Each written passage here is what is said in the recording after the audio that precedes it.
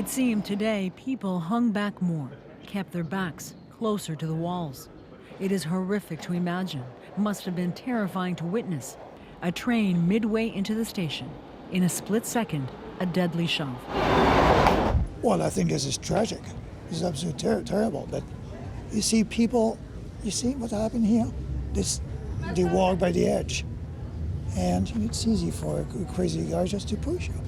A day after a 73-year-old man was pushed to his death, there is caution and curiosity too. Can you just move faster? A group of students craning to look, but most too uneasy to get close. Now I feel a little scared, so I stand a bit away from the tracks. Unprovoked, apparently random, it's what makes the attack especially disturbing. Police believe it's why 7 or 8 key witnesses left the scene. I understand it's a very traumatic incident that they may have witnessed. However, we would like them to come forward so we can interview them and sort of get a narrative from them about what actually transpired. What happened is rare.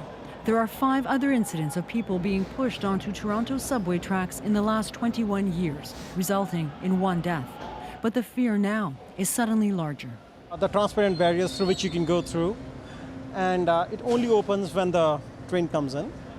That would be definitely safer. Barriers would be safer, mostly because there are on average 24 suicide attempts a year. But it would cost at least $1 billion to retrofit an aging subway system. It would save lives, it would be an operational efficiency, but we also recognize that there's tremendous cost involved, and that's where the feasibility study will come in. That study's results are expected in a couple of years. Any decisions will be driven by tragedy, intentional or not. Joanna Romiliotis, CBC News, Toronto. Those barriers are only used on one transit route in Canada.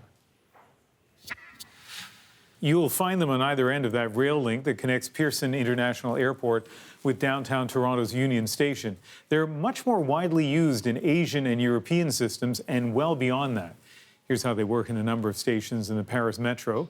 The safety doors open simultaneously with the car doors, so there is no ready access to the tracks. This station in St. Petersburg, Russia, was the first in the world to use platform doors and walls that keep the tracks completely out of sight. Commuters have learned to listen for the train.